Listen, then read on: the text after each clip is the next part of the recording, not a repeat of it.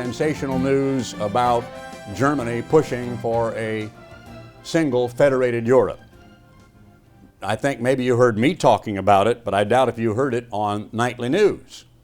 Our news has been absolutely without a single mention of it, and yet it's some of the biggest news in Britain and in Europe, and every one of the major British weeklies and dailies have had headlines about it for the better part of 10 days. I want to give you just a little bit of it. This from the Daily Telegraph in the UK, quote, Germany prepares to push for single European state. Germany is to push for significant further transfers of sovereignty to Brussels, which is the current capital of the EU, in order to turn the European Union into a single political state, Joschka Fischer, the German foreign minister, said yesterday.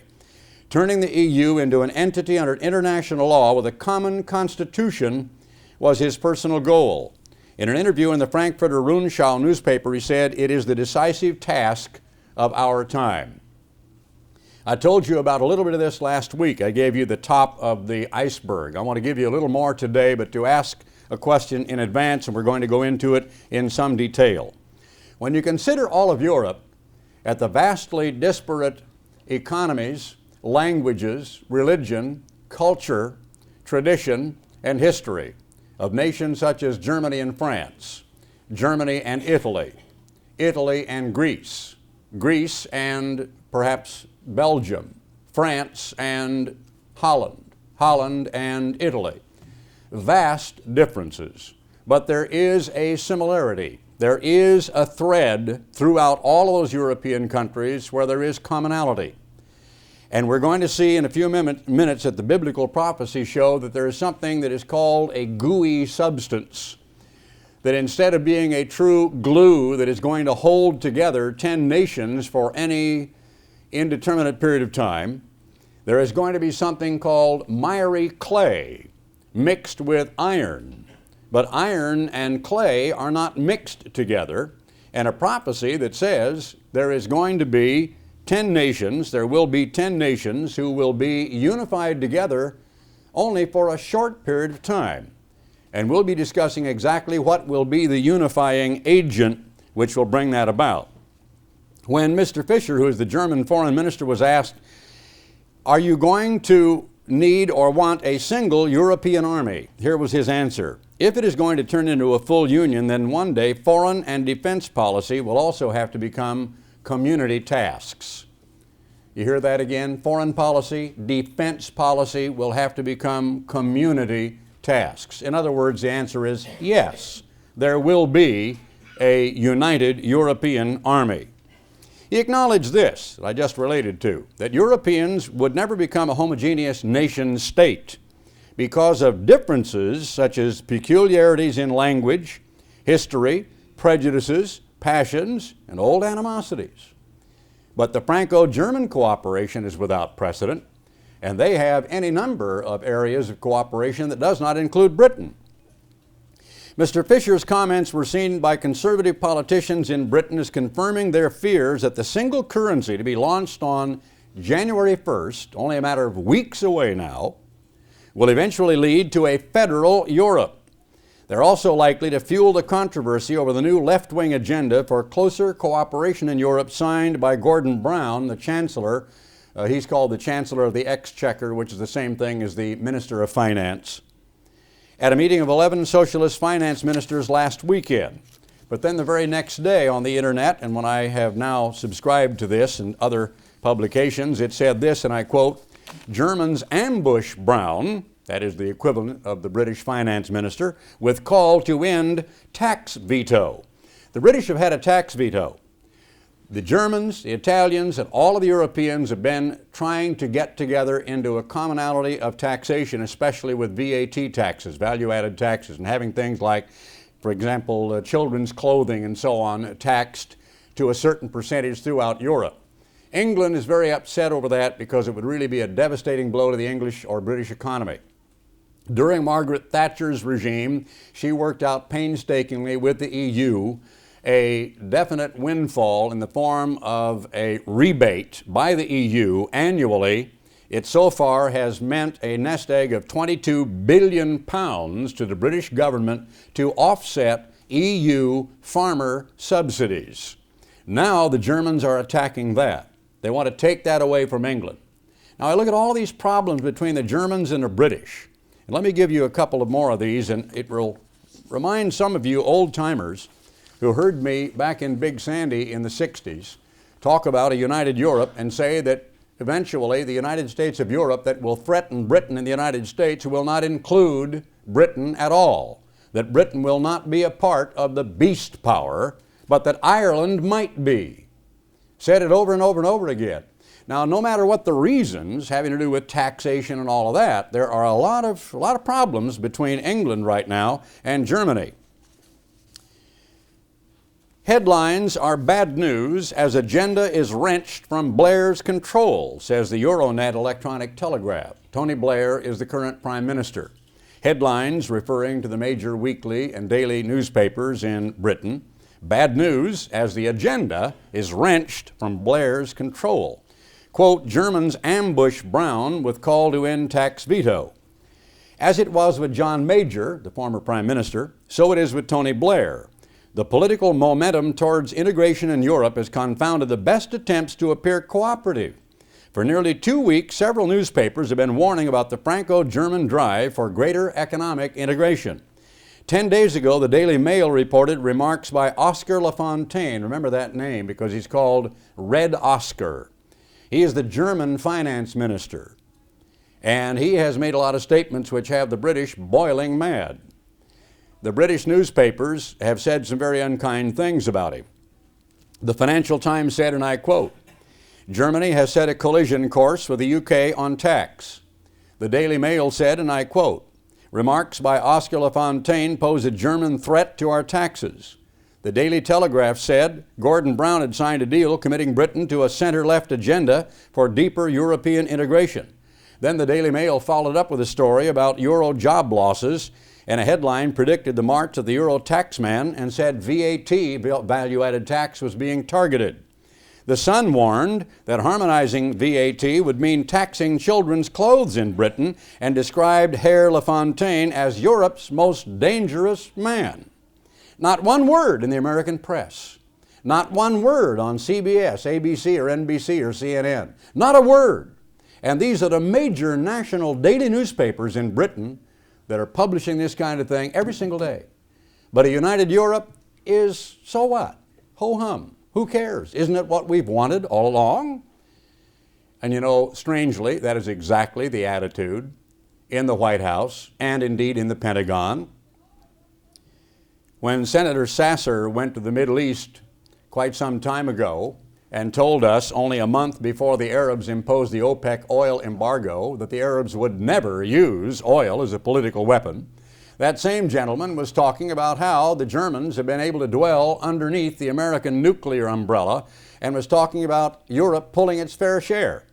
American politicians for years, stung because of the incredible amount of money being poured into our defense budget and because of the money poured into all such things as the American Navy, for example, an awful lot of moves on the part of the Clinton administration to pare back the Navy and to cut back on shipbuilding and to do away with these carrier task forces and so on. And they want Japan to begin to pull its fair share because they say Japan has been able in all of these post-World War II years to dwell under the American nuclear umbrella so that Japan doesn't have to spend very much money on defense.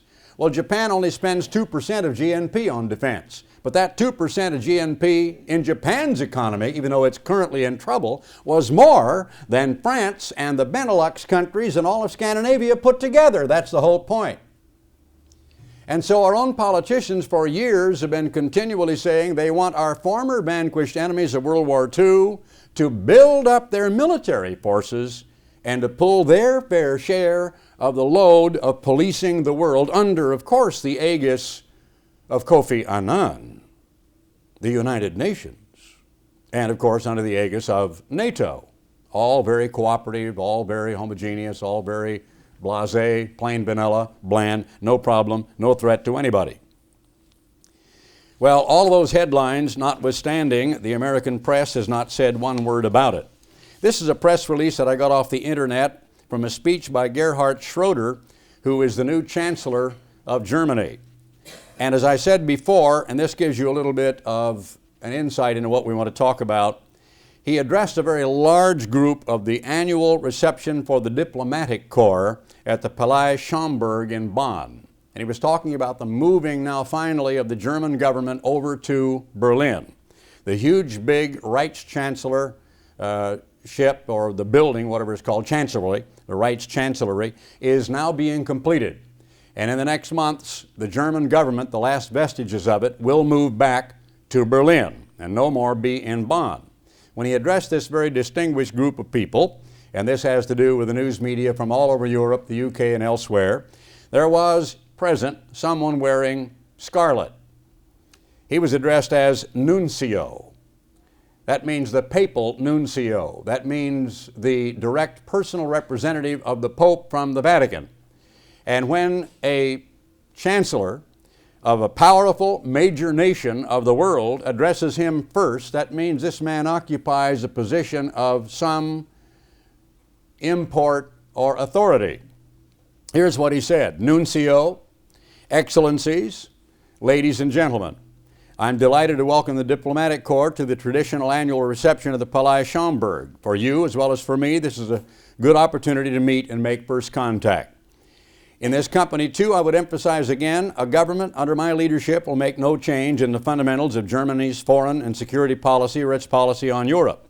He said, no nation on its own can meet worldwide challenges ahead. Only by acting together can long-term success be assured. A call clearly for unity. He said a little later, Germany will next year be the G7, G8 chair. That is, Germany now assumes the presidency of the EU. It's a rotating presidency. It has been in the hands last year of Britain. A number of our partners, the current British chair, as well as the USA and France, have put forward proposals for reforming the international financial system. That's because of the Asian crisis and because of bailouts for certain sick countries. We want to build on these proposals and intend to make this a central focus of the World Economic Summit to be held in Cologne next year. And by the way, the Bundesbank just bought out one of the largest American banks. The German Central Bank just bought out one of the largest banks in the United States. On 1 January, he said, Germany will, however, be assuming in particular the presidency of the European Union. We will use the German presidency to push ahead on European integration. To further develop and strengthen the European Union is and will remain the defining challenge for our generation.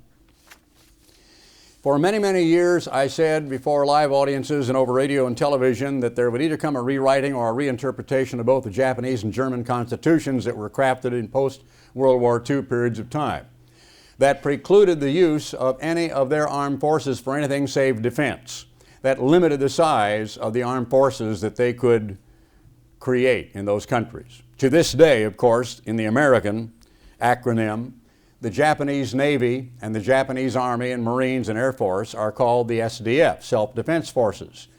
Few people know that they have super sophisticated Forrestal type class and even more, the Aegis type missile type cruisers. Really, they are called destroyers, but they're very much larger than destroyers, and they have an awful lot of them in Japan. Or that the Japanese have a super sophisticated double supersonic fighter aircraft that is not called the Zero, but the One, which is actually superior to our F-15 Strike Eagle. But few know very much about the military in Japan as far as that's concerned. Very few know, too, that even though it was tokenism, that Germany supplied some minesweepers and token troops in the battle in the Gulf War. And very few people in America know that there are German members of the German army on the site in Kosovo and in Bosnia. Now here's what he said, that is Schroeder. The crises in the former Yugoslavia, most recently in Kosovo, have dramatically highlighted the limits of the EU's ability to act where the common foreign and security policy is concerned. Now remember that Clinton was threatening, the United States and Britain were threatening, and they were talking about how they're going to have to stop all of this nonsense in Kosovo. and the KLA and so on is going to have to pull back its horns. Maybe the two of them can get together, and even though 90% of the ethnic Albanians are crying for separatism and so on, maybe there can be some way to work it out, and they want to get Slobodan Milosevic out of the thing and even maybe tried eventually as a war criminal if they can, but they seem to be helpless to do anything except a little bit of saber rattling, and that was on our news a great deal. But he said the instruments and mechanisms provided in the Treaty of Amsterdam, which have to do with EU cooperative military intervention in regional crises, need to be used. Our goal must be more foreign policy competences for the Union as well as more decisions taken by majority vote. Another little point, back in the 50s and 60s and 70s, I said time and again, Poland, Czechoslovakia, Hungary, Bulgaria, Romania, Greece, Italy, and so on will be a part eventually of a United States of Europe because these are the nations which were always a part of the Holy Roman Empire. This as a part of that speech made by Gerhard Schroeder just the other day, quote, "The accession of Poland, the Czech Republic, and Hungary to the alliance next year is an historic step that will make Europe more secure and more stable." How could I have known in 1958, in 1963, 1967, 1969, 1972, 1975, long before the Berlin Wall came down and the Soviet Union backed out of Europe and the Warsaw Pact came apart, that those nations in Eastern Europe would be a part of a coming United States of Europe? Well, I knew that because of Bible prophecy. I knew that because throughout all of the gradual Cold War years of the development of American and British hegemony through NATO, ever increasingly in Western Europe, and from the economic picture and from the history of the entire area, but especially from biblical prophecy and from the bizarre repetition of the creation of a militarized Holy Roman Empire in the same old area where it was mostly Germanic from the time of Otto the Great and the Habsburgs to Bismarck. And of course, even though Napoleon was a Corsican, he was also the head of the Holy Roman Empire during the revival under his empire when he held sway over all of Europe and was about to attack England with something like 40,000 flat-bottom boats and was not able to do so. Very historic statements. The accession of Poland, the Czech Republic, and Hungary to the alliance next year is an historic step that will make Europe more secure and more stable. The government, meaning the German government, is conscious of its special historic responsibility toward Poland. It will live up to it by seeking ever closer bilateral ties as well as strengthening the ongoing partnership between Germany, France, and Poland. Interesting developments in world news, aren't they? You may think this has nothing whatsoever to do with an ancient prophecy found in the 2nd chapter of the book of Daniel, but I want to turn there right quickly. This is the interpretation by Daniel of a dream that King Nebuchadnezzar had. And all of you are very familiar with it. You ought to read what some of the Bible commentaries say about it, of course, and some of the claims of such as the Roman Catholic Church and even, in fact, the Anglican Church about the meaning of that prophecy.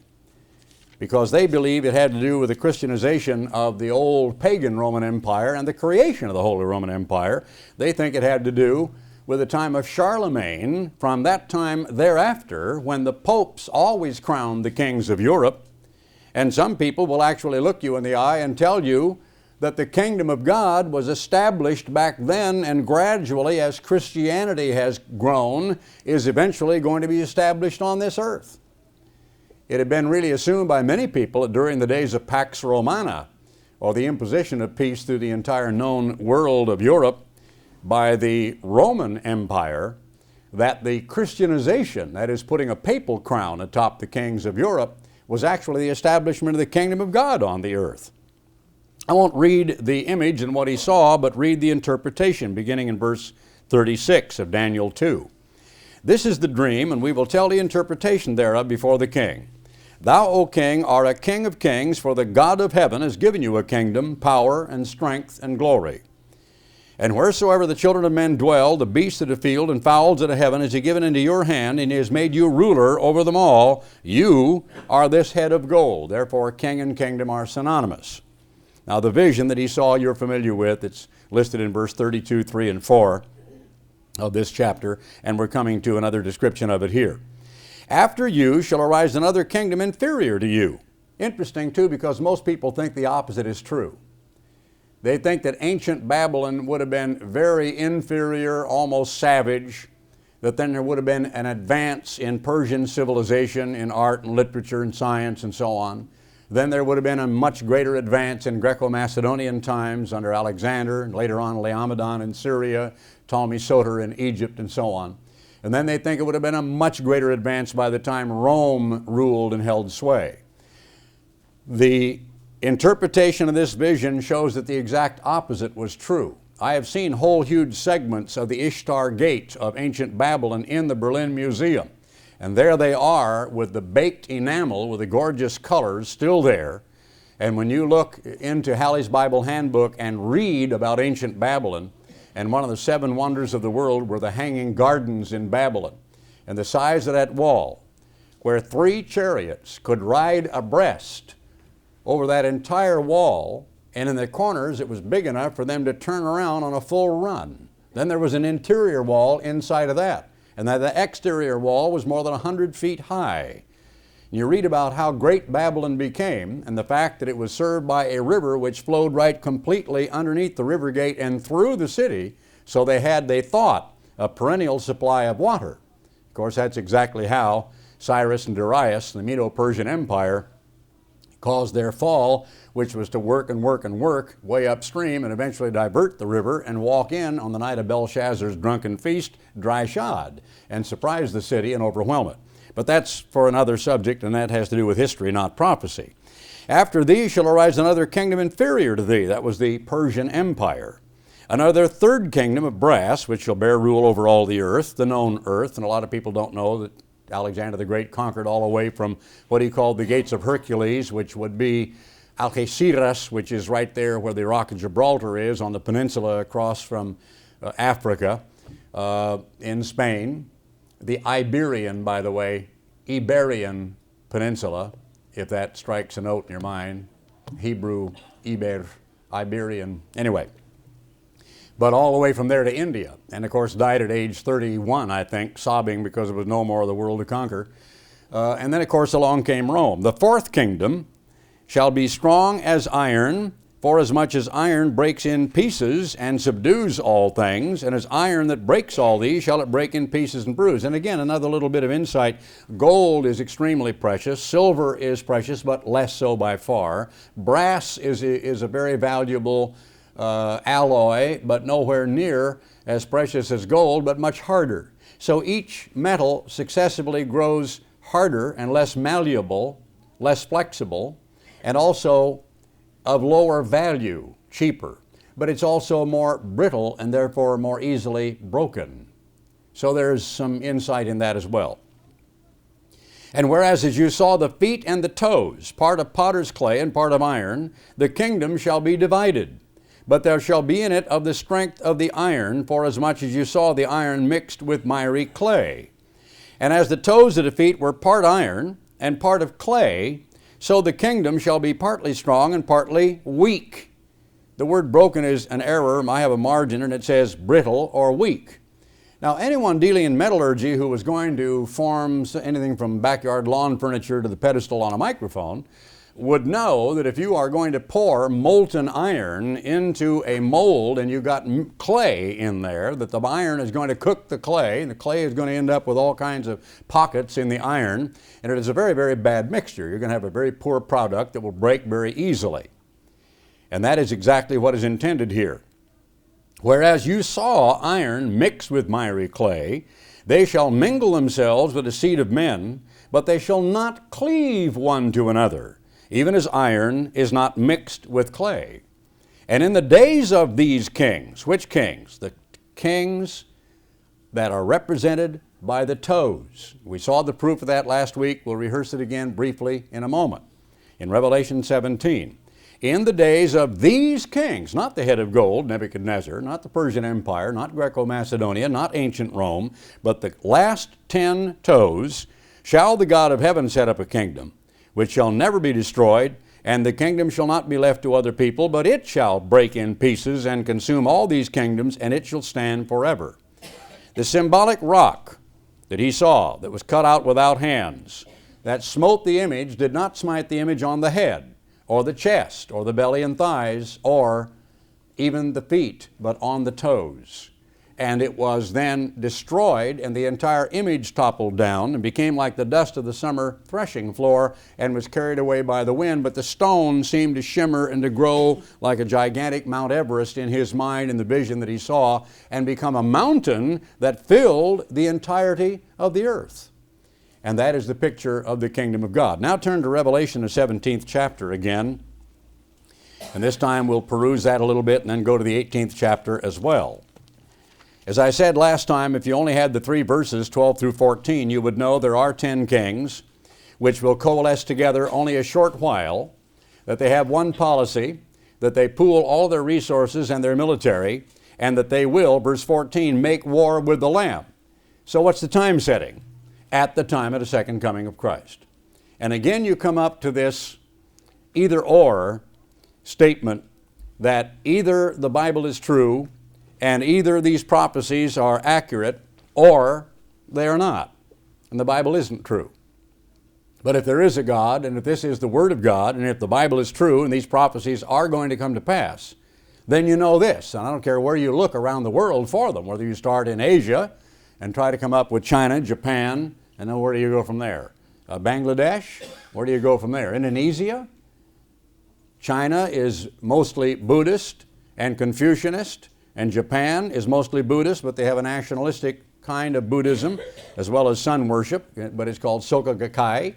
And Indonesia is Islamic. The Philippines, they're mostly Irish, I should say Roman Catholic. Where are you going to find 10 nations whose borders probably are juxtaposed, are together, where 10 nations would coalesce into one gigantic power called a great beast, which is going to fight Christ that is coming? America, Mexico, Canada, and Honduras? Where are you going to look? You've only got one world to search. Where are you going to search? Bolivia, Ecuador? Where are you going to look for 10 nations? And where are you going to look in history for nations that have, in the past, been warring, bickering, disagreeing nations which have only been brought together at the behest of a great religious leader? It's interesting material. Look at the 17th chapter. There came one of the 7 angels which had the 7 vials and talked with me, saying, Come hither, and I will show you the judgment of the great whore that sitteth upon many waters, with whom the kings of the earth have committed fornication, and the inhabitants of the earth have been made drunk with the wine of her fornication. I won't read all of that because I did it last week. Again, the drunkenness is spiritual drunkenness, and the fornication is simply having concourse as a political arrangement or agreement, as well as economic arrangements and agreements, with a state church instead of really, truly a church as any church ought to be structured. Very few people are aware of the Vatican Bank. Very few people are aware of Marcinkus. Very few people are aware of some of the incredible skullduggery that has been going on over there over all of the post-World War II years. Nor are they aware of some of the sensational books about Pope Pius XII and his absolute refusal to enlist aid in helping get Jews out of Europe prior to the opening of the pogroms of Germany. But there are any number of books on that, and I've read a number of them as well.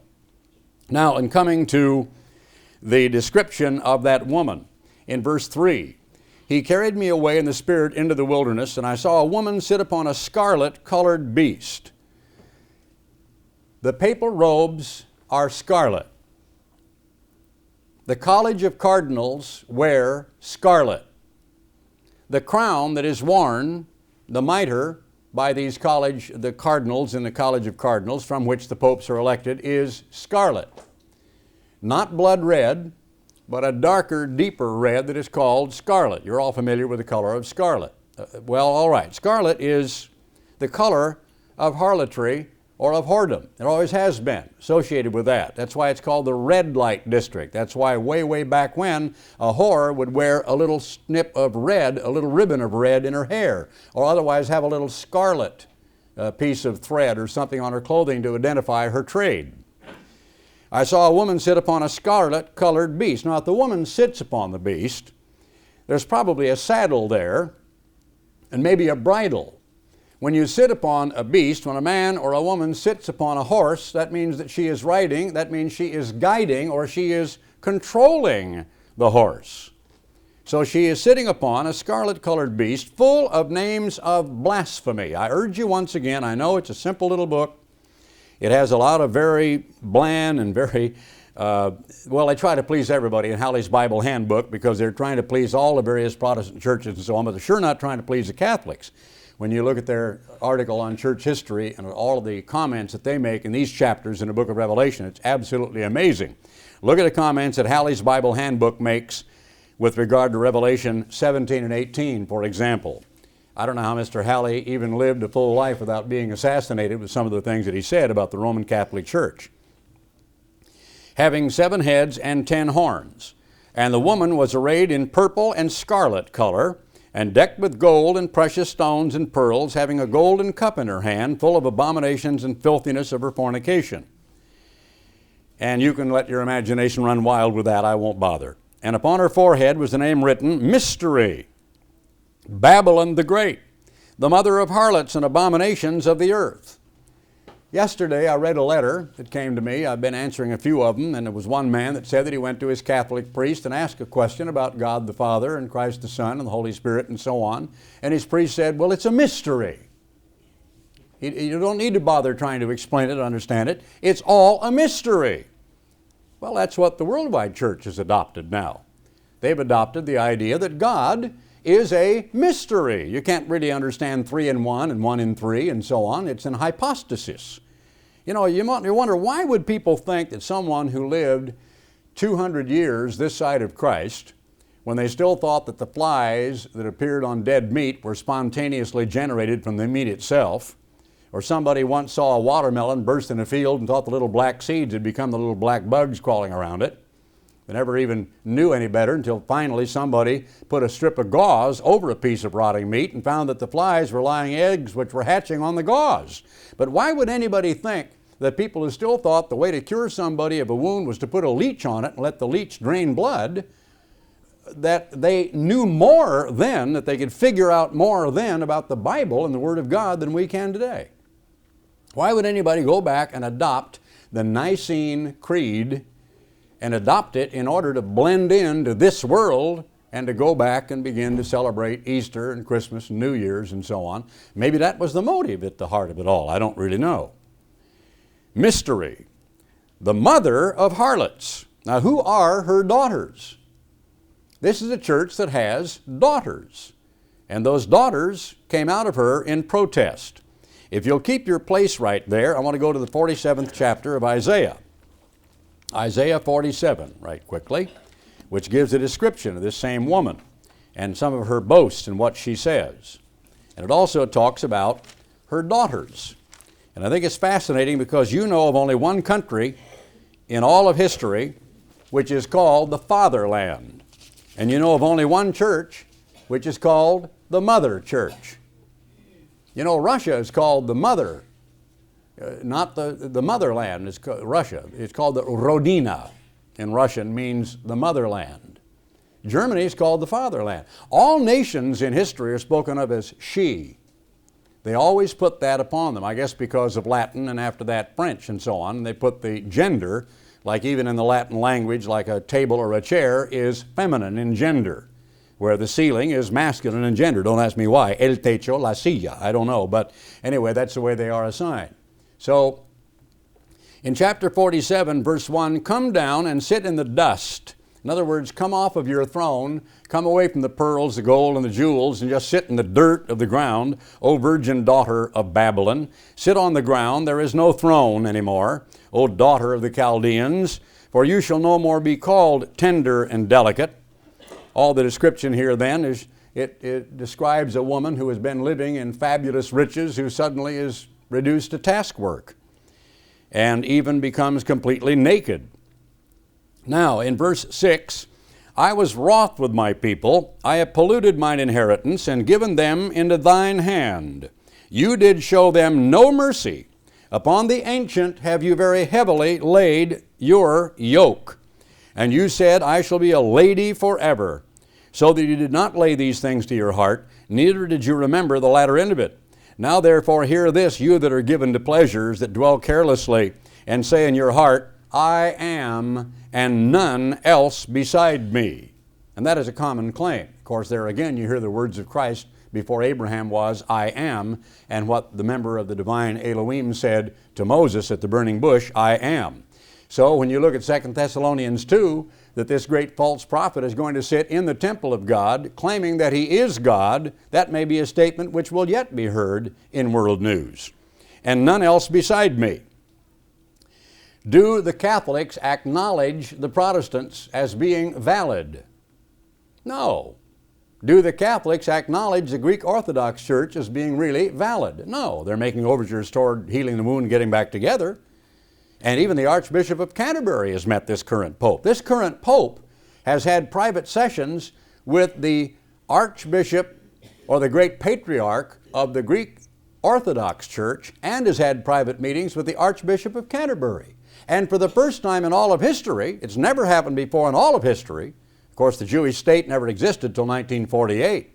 But from the time there was a Zionist who said next year in Jerusalem, clear back centuries and centuries ago, there has never been the remote suggestion that a Jew, some kind of a Jewish state or a Jewish entity or a Jewish foundation or a Jewish trust fund or a Jewish organization, whatever it would be, the Zionist organization or any of them like the Irgun or the Palmach or the Haganah would send a representative to the Vatican.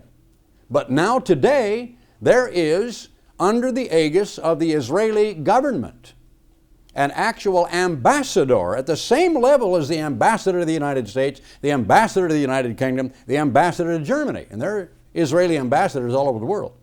There's also an Israeli ambassador to the Vatican. And there's a Vatican ambassador in Jerusalem to Israel. Brand new. Only about 3.5 years old. I am. No, they do not acknowledge that they're second best. They don't acknowledge that there's anybody else. They are the one and the only true church, they say.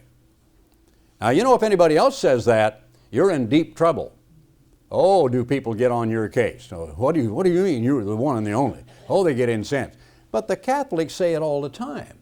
It's in every bit of their literature and every one of their pronunciations. It's exactly their very, foremost statement that they are the one universal church, the one true church, the church Jesus built, the one church of which Peter was the first pope, and every one of the popes are supposed to be St. Peter's successors. None else beside me. I shall not sit as a widow, neither shall I know the loss of children. But these two things shall come to thee in a moment, in one day, the loss of children and widowhood. They shall come upon you in their perfection for the multitude of your sorceries and for the great abundance of your enchantments. I won't read it all, but that evil is going to come upon them, and we can read about that back in the 18th chapter of the book and the last few verses, really, the 17th chapter of the book of Revelation. Let's turn back to Revelation 17. While you're turning there, let me remind you that all emperors, commencing with Charlemagne, all the way down to very recent times, were crowned by the Pope. The Pope himself wears a papal crown. I have seen many of the crowns, including the one that is worn currently by the current popes today in the Vatican Museum. And contrary to what the Seventh-day Adventists say, there is no statement on it that adds up to 666. They would like that to be so. I've seen the crowns. I stared at them. I tried any way I could to find any letters or numerals or numbers that would come out that way. It's just not there. It'd be nice if it were, but it's not. So I'm not going to repeat that fable.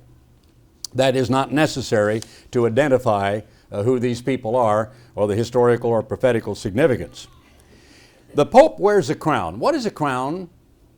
It's called a diadem, isn't it? And it's a symbol of what? Well, of absolute authority, the symbol of a king. Why would a religious leader wear a crown? Are church leaders supposed to wear a crown? Here's a quotation I just copied out of the Catholic Encyclopedia that I read extensively this morning.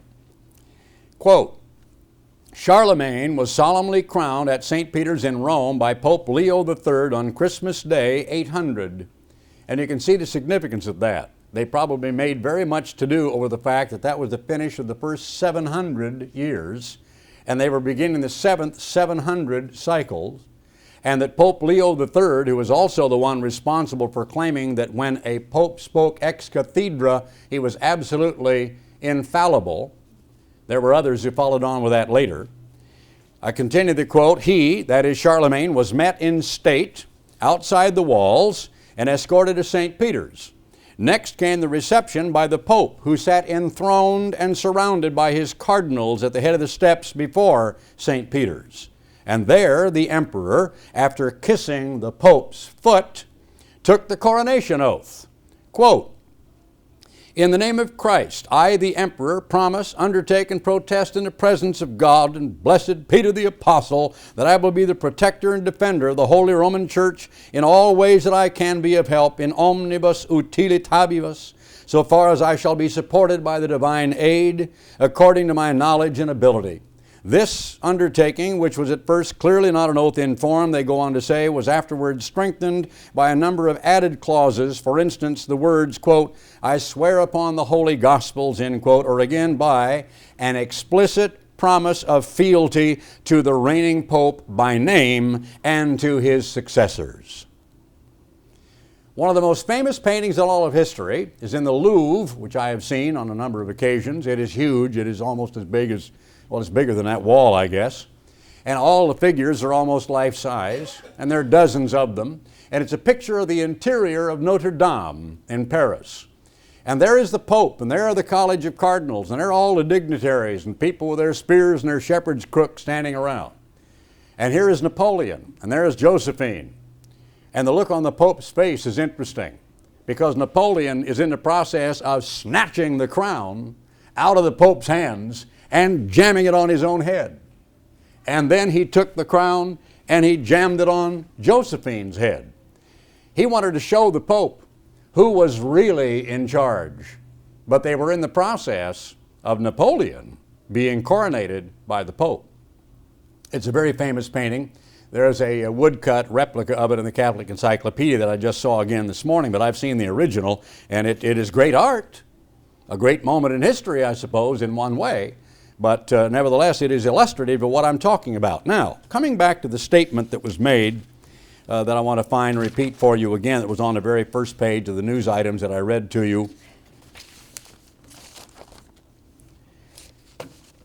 Mr. Fischer, the defense minister for Germany, said, and I quote, Europeans will never become a homogeneous nation state because of differences in language, history, prejudices, passions, and animosities. Now, in Revelation, the 17th chapter, and in verse 12, the 10 horns which you saw are 10 kings which have received no kingdom as yet, but receive power as kings 1 hour with the beast.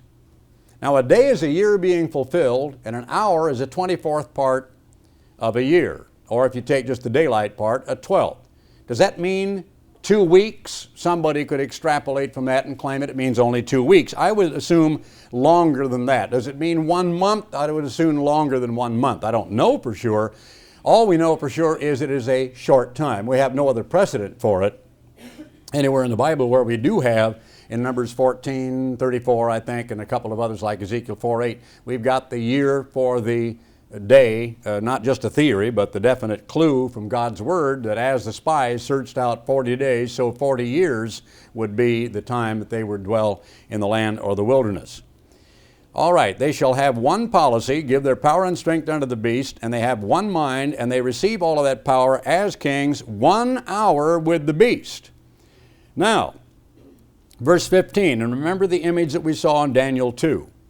The waters which you saw where the whore sitteth are peoples, that's different peoples, different races, and multitudes, gigantic populations, and nations, and tongues.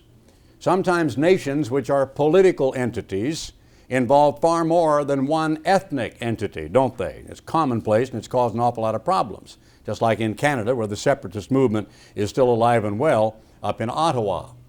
And just like the Moluccans that, of course, rioted and wanted a separate state for themselves, well, they really didn't want that so much as they wanted redress of grievances because of the Flemish people in Belgium. And Belgium is made up of Flemish as well as the Moluccans and some other people that are there. And, of course, the velvet divorce between the Czech Republic and Slovakia, which is very, very recent, only a few years old. Czechoslovakia was created after World War I, and as a matter of fact, and those peoples don't get along either. And the Sudetenland, which is just like a horseshoe on the western part of old Czechoslovakia, had 3 million ethnic Germans and German-speaking. And whenever you have that, when a Hitler comes to power, and then you've got ethnic Germans in a nearby state who are the majority, if there isn't already animosity, you're going to have your agents create one so you can have a pretext to invade the country. So the white paper that Chamberlain came back waving in 1938 or 9, whatever it was, 38 I think, and said, "It's peace in our time," was when they gave the Sudetenland with its 3 million ethnic Germans to Hitler at Hitler's demand. That's all I want. And then I don't want any more. Well, of course, that was nonsense, but just to illustrate that point. Now, verse 16, "The 10 horns which you saw upon the beast, these shall hate the whore, and shall make her desolate and naked." What do we read in Isaiah 47? "I shall not know the loss of children. I will never know widowhood. I shall always sit as a queen. Come and get thou into the dust, O harlot daughter of Babylon. There is no more throne. And eat her flesh and burn her with fire. For God has put in their hearts to fulfill His will, and to agree and give their kingdom unto the beast until the words of God should be fulfilled." Why the hatred? Well, because things haven't gone so well. Because what they were promised didn't materialize. Because of what they will assume is betrayal. Because this describes a great war. What is the time setting here? The only thing you can conclude here is that God allows this to occur at or just after the time of the second coming of Christ. I've told you before that there is a 3.5 year ministry the other side of the second coming of Christ before the millennial reign of Christ really begins. And that includes the regathering of Israel from all over the world. That includes the prophecies in the book of Obadiah. That includes the prophecies in the last few verses of Isaiah, the 11th chapter, about how never more will reference to the former Exodus be made, but now it will be said the Israelites who came from the north country will completely supplant any memory in any Jewish mind for all the generations to come of the Exodus from Egypt, but now the greater captivity of a far greater number of them in far more nations all over the world, and that will become a statement that will be heard often through the time of the millennium. "And the woman which you saw is that great city which reigneth over the kings of the earth." Now, let me tell you something about the nations in Europe. France, what do you think the percentage is of religion in France? Roman Catholicism to Protestantism? 90%. This is from the Almanac. This is accurate. 90% Roman Catholic. Belgium, 75% Roman Catholic. Germany, 30% Roman Catholic. Bavaria, almost 100%, and 45% mostly Lutheran. If you know the Lutheran Church, if you know their liturgy, if you know their form of services, if you know that they repeat the Apostles' Creed, if you know how close they are to Roman Catholicism, it is only that they don't acknowledge the Pope, and otherwise they would, for all the world, look like a Roman Catholic Church. Of course, Luther was the one who protested mostly about indulgences and all of the problems because of the incredible financial rip-off of many of the priests and the incredible licentiousness of that day. Austria, 85% Roman Catholic. Poland, 95% Roman Catholic, and the current Pope is a Pole. Hungary, 68% Roman Catholic, 20% Calvinist Protestant, and 5% Lutheran. Bulgaria, 85% Bulgarian Orthodox, which is almost the identical thing of Greek Orthodox, but just with a nationalistic flavor, and it's very close to Catholicism, except they worship before icons instead of statues. They also have 13% Muslim in that country. Romanian Orthodoxy, 89%. Croatia, 77% Roman Catholic and 11% Orthodox. The Czech Republic, divided about evenly between atheism, 39 to 40%, and Roman Catholicism, 39 to 40%. Greece, 98% Greek Orthodox.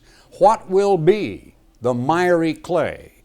What will be the glue that will bind together otherwise disparate, oftentimes down through history, bickering, arguing, even warring nations, which will bring them together for a short time? But one powerful, charismatic, spiritual figure who will actually claim to have the powers of God and who for a brief period of time will be able to prove it to them by miracles which they cannot gainsay. 2 Thessalonians 2. Calling down fire, having a second Pentecost in front of a gigantic meeting of the heads of state of all of Europe. Could a man do that? Could he stand there and say, if I be a man of God, let fire come down from heaven and demonic powers bring it to pass? The prophecies strongly indicate that Europe will be brought together eventually by a powerful, charismatic, religious leader, but because they will be utterly decimated and destroyed at the time of the second coming of Christ as a result directly of doing what they're going to do to the Jewish state and to Britain and to our beloved United States of America, then God is going to cause the second coming of Jesus Christ to take care of them. They are going to lose that great war and hate the horror that got them into it and turn upon the College of Cardinals and every surviving priest and nun and every Catholic they can find, and there's going to be a bloodbath like you've never seen before, and it's described right here in the 18th chapter of the book of Revelation. After these things, I saw another angel come down from heaven, having great power, and the earth was lightened with his glory. And he cried mightily with a strong voice, saying, Babylon the great is fallen, is fallen. But Babylon had fallen in 546, 539, actually BC, and this was written in 92 AD. And so he's not talking about ancient Babylon, the city-state along the Tigris-Euphrates River. He's talking about modern-day mystery, Babylon the great, the mother of harlots and abominations of the earth, and has become the habitation of demons, the hold of every foul spirit, and a cage of every unclean and hateful bird. Who do you think is going to possess the mind of an individual who would call himself God and have the power to call down fire from heaven? Satan the devil. Who possessed Judas Iscariot at the night of the Last Supper when Jesus said, that which thou doest, do quickly? Satan. Once Satan had worked his will through Judas, what did the devil do to Judas? He left him. What did Judas do? He began to come to himself and realize what he had done. And the guilt came pouring over him and into his mind, and he went out and hung himself. First he took the money. It's blood money. I got to get rid of it. He took it back and he said, here, take it. They said, you see to that. We don't want anything to do with that. He threw it down in front of them and left and went out and hung himself. What's going to happen when those individuals, especially the Pope himself, who is going to be possessed by Satan the devil, and the devil leaves him? Then what is he going to do? Interesting thoughts, aren't they? When you look at biblical prophecy and you understand how these things are going to shape up in world affairs, you know what to watch for, what to look for, what events, what developments here and there. And when we live in a world where you have the most traveled, the most charismatic, most beloved Pope in the history of all of the world, ensconced in the Vatican today, and I'm not saying he is the last Pope which is going to do all of this. I know that he's very elderly and he's getting senile. I know he's been shot. I know that he's had a lot of sickness and so on. I don't know that he'll be the last one. There have only been 5 Sixtuses. Maybe there will be a Sixtus the Sixth. Who knows? But in any event, these are going to happen. That's why he says, all nations have drunk of the wine of the wrath of her fornication, as we read back in verse 2 and 3 of chapter 17. And the kings of the earth which have committed fornication with her, and the merchants of the earth, are waxed rich through the abundance of her delicacies. I heard another voice from heaven saying, come out of her, my people, that you be not partakers of her sins, and that you receive not of her plagues. And practically everything that Protestantism has, including Christmas, Easter, Halloween, etc., and a great deal of their religion comes directly from Roman Catholicism, not the least of which the idea of the immortality of the soul. For her sins have reached unto heaven, and God has remembered her iniquities. Reward her even as she rewarded you, and double unto her double according to her works. In the cup which she has filled, filled to her double. How much she has glorified herself and lived deliciously, so much torment and sorrow give her.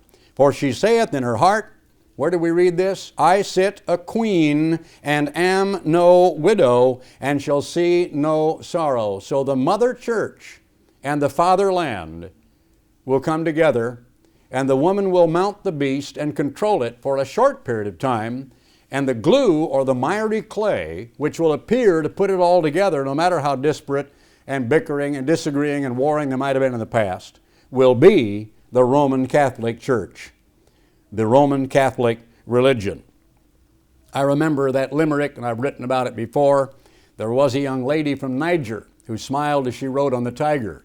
They returned from the ride with the lady inside and the smile on the face of the tiger. And that reminds me of what's going to happen to the old whore who sits astride the beast for the ride that is going to be a very short duration. Therefore shall her plagues come in one day, death and mourning and famine, and she shall be utterly burned with fire, for strong is the Lord God who judges her. I won't read all the rest of that chapter because it is quite lengthy.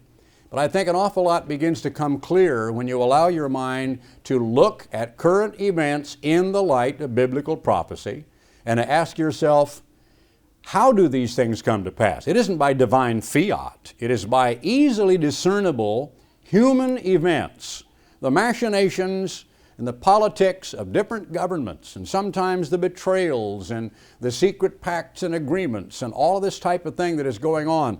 I wish I could have read all of Gerhard Schroeder's speech to you, because he also makes overtures toward Russia. And there's a great deal in what he said. But I have an article coming along in the next issue of World Watch, which is going to go into a lot of these things as well, which you will be reading very, very shortly. As Jesus Christ said, watch you therefore, and pray always that you might be accounted worthy to escape all these things and to stand before the Son of Man.